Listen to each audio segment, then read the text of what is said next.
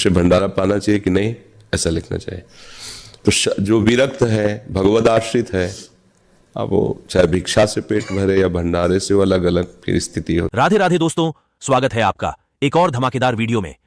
दोस्तों, आज की वीडियो में हम सबको यह बताएंगे प्रेमानंद जी, महाराज देवकीनंदन जी, अनिरुद्ध आचार्य जी कि हमें भंडारा खाना चाहिए या नहीं, और फ्री का भंडारा खाने से कौन सा पाप लगता है, भंडारा हमें क्यों नहीं खाना चाहिए, और भंडारा खाने से कितना बड़ा नुकसान होता है परिवार में। यह सब आपको जानने को मिलेगा।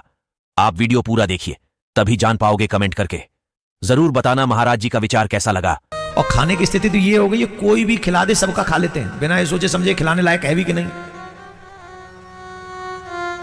एक और बात बता दें आपको, मानोगे? जब तीर्थ में जाओ और वहां भंडारे बट रहे हो ना, मत खाया करो। ऐसे जीव के चटोर आदमी हैं, कोई भी बांट रहा हो उन्हें खाने से मतलब। जो बांट रहा है वो अन्न के साथ साथ अपना पाप भी बांट रहा है, और जो खा रहा है वो अन्न के साथ साथ उसके पाप भी खा रहा है। खाओ बेटा, खाओ।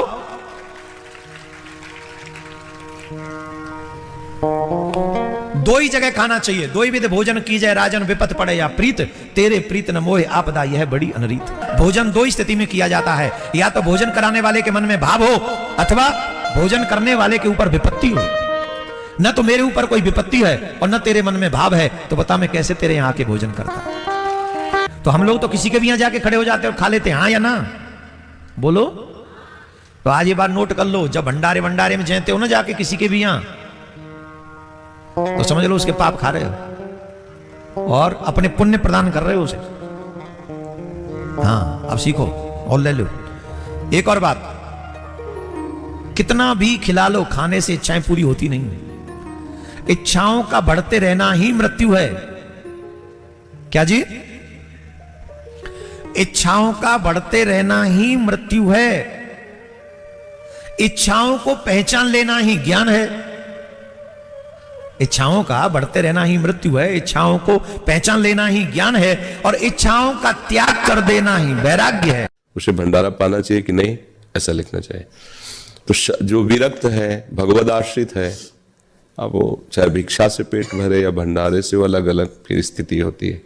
जो भजनानंदी जन होते हैं वो फिर भिक्षा वृत्ति स्वीकार करते हैं, क्योंकि भंडारे में कई तरह के अन्न का प्रयोग हो सकता है। मान लो किसी ने बड़ा पाप किया, 1,00,000 2 लाख कि चलो संतों को भंडारा, तो वो पाप का हिस्सा फिर बुद्धि में भ्रष्टता पैदा। लेकिन गृहस्थ को नहीं पाना चाहिए, कदापि नहीं। जहां भी प्रसाद ले तो बस इतना ले सकता है। मान लो कोई ऐसा कहता है कि भगवान का प्रसाद है, तो वो भी मंदिर में, गली कूचे में नहीं।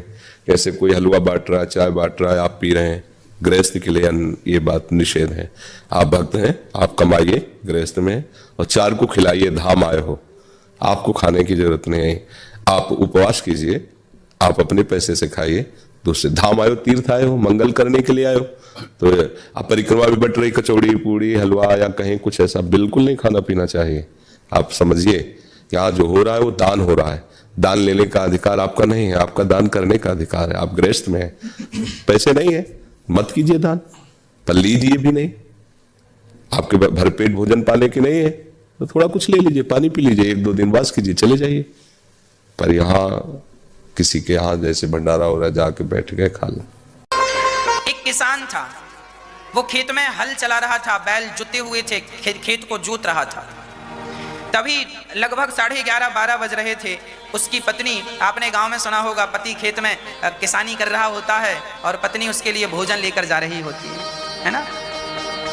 पत्नी भोजन लेकर के गई। भोजन में क्या?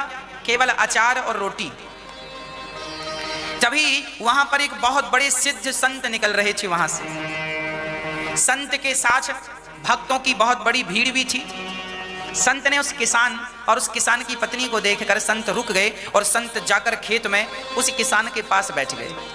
किसान अचार रोटी खा रहा था, पत्नी 6 रोटी लाई थी। तो किसान जो था अपनी पत्नी से बोला, सुनो, 2 हम खाते हैं, 4 तुम खा लो। पत्नी बोली, मैं तो घर से आई हूं, आप तो मेहनत कर रहे हैं, आप एक काम करिए, 5 रोटी खा लीजिए, मैं 1 ही खा लूंगी। तब तक साधु आ गए। साधु आए तो किसान ने खड़े होकर संत जी को बिठाया, अपनी आसन दी। महाराज खेत है, कहाँ बिठाऊं, ज़्यादा सेवा नहीं, आप यहीं बैठिए और मेरी पत्नी अचार रोटी लाई है, आप ये अचार रोटी खा लीजिए। संत के सामने एक पत्तल पर किसान ने अचार और रोटी रख दी और संत बड़ी प्रसन्नता से किसान और किसान की पत्नी की ओर देख रहे हैं और बड़ी प्रसन्नता से संत ने किसान ने 6 रोटी संत को दे दी किसान ने कि आप खा लीजिए, अतिथि देवो भव, हम तो फिर खा लेंगे। तो संत ने 2 रोटियां किसान को दी और 2 रोटी उसकी पत्नी को दी और 2 खुद ली और अचार भी तोड़ करके सबको दिया। और संत जब खाने लगे तो उनका एक बहुत बड़ा सेठ अमीर आदमी उनके संग था। उसने कहा, गुरुजी हमने आपके लिए 56 भोग रखे हैं, रसगुल्ला, रसमलाई, पूड़ी, पकौड़े, जलेबी, हलवा, बादाम, काजू और फलाना और ढिमका सब रखा और आपने वो सब छोड़ के अचार रोटी खा रहे हैं। तो गुरुजी ने कहा, चल तूने भी जो लाया है सब यहाँ रख।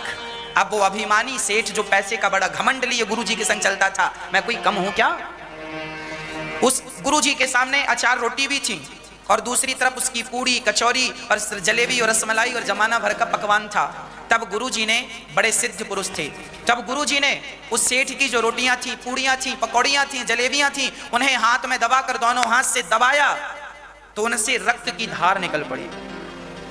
संत ने उन्हें दबाया तो उन रोटियों से सेठ जी की वो अहंकार भरा व्यक्ति, उसकी रोटियों से क्या निकला? दबाने से, निचोड़ने से रक्त निकला, खून निकला। और जब किसान की रोटियां संत ने दबाई तो दूध की धार निकल पड़ी। लोग स्तब्ध रह गए, महाराज ये क्या दिखाया आपने, इसका क्या अर्थ समझे हम? तब कहा सेठ जी ने कि देख, ये जो तेरे 56 भोग है ना, ये तेरी बेईमानी के कमाए हुए 56 भोग हैं। तू बेईमानी से पैसा कमाता है, लोगों का खून निचोड़ता है ना। तू आज देख लो, आप गरीब आदमी हैं, वो कहे कि मैं बड़ा गरीब हूं, डॉक्टर साहब जरा 2 पैसे कम ले लो। डॉक्टर कहते नहीं, पैसा तो इतना ही लगेगा, फीस तो इतनी ही है। सेठ जी जरा हमारे पास पैसे कम है, जरा आटा सस्ता दे दो हमें ना, पैसा तो इतना ही लगेगा। तुमने दूसरों की तुमने कभी उनकी पीड़ा नहीं देखी, उनका दर्द नहीं देखा। हर हाल में बस लूटते गए, गलत काम करते गए और उसी गलत काम से तुमने जो धन कमाया है, तुम्हारे बने पकवानों से देखो रक्त की धार निकल रही है। और ये किसान जो मेहनत करता है, हल चलाता है, मेहनत की रोटियां खाता है, तो भले वो बासी रोटियां हो, देखो उससे दूध निकल रहा है। मेहनत और ईमानदारी और सत्य की जो रोटियां हैं ना, वो दूध में डूबी हुई होती हैं, और पापाचार भ्रष्टाचार की जो रोटियां हैं वो रक्त में डूबी होती हैं। अब आप देख लो कि आप रक्त में डूबी हुई रोटी खाते हैं या दूध में डूबी हुई रोटियां खाते हैं। इसलिए आप अपने जीवन में अपना सत्य, अपनी ईमानदारी कभी ना छोड़िएगा। सत्य को जाने मत दीजिएगा। जमाना झूठ बोल रहा है, बोलने दीजिए, जमाना गलत कर रहा है, करने दीजिए, पर आप अपने बच्चों को, आप अपने आप को यही शिक्षा दीजिए कि हमें सदा सत्य के मार्ग पर चलना है। हमें नहीं खाना ज्यादा 56 भोग, हम दाल रोटी नमक रोटी खा लेंगे, पर ईमानदारी से, बिना किसी का दिल दुखाए, सबका दर्द समझना, सबकी पीड़ा समझना, यही हम इंसानों का धर्म है, यही कर्तव्य है। नारद जी कहते हैं, आज तो सत्य का नाश हो, सत्यम नास्ति। आज तो सत्य कोई, हर जगह भ्रष्टाचार पनप रहा है। हाँ, हर जगह भ्रष्टाचार। आपका बच्चा स्कूल जाए चाहे ना जाए, घर में ही बैठा है, पर स्कूल वालों को फीस पूरी चाहिए। आपके पास पैसा हो ना हो, पर दवाई आपका मरीज भले मर जाए, पर उसकी लाश भी तब मिलेगी जब आप हॉस्पिटल का पूरा पैसा चुका देंगे, नहीं तो वो लाश ही नहीं देंगे। अब लो, अब लाओ कर्जा।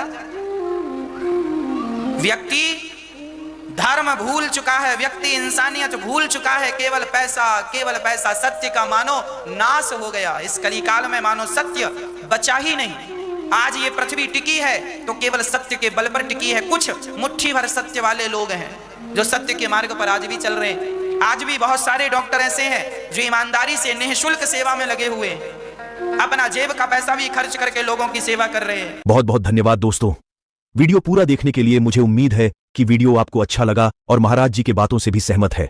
जो भी महाराज जी के इन बातों को फॉलो करेगा, सारे पाप, रोग, दुख, तकलीफ, सारे कष्ट से हमेशा बचे रहेगा। इसी बात पर वीडियो को लाइक, कमेंट, चैनल को सब्सक्राइब कर लीजिए। मिलते हैं हम आपको एक और नए वीडियो पर। राधे राधे।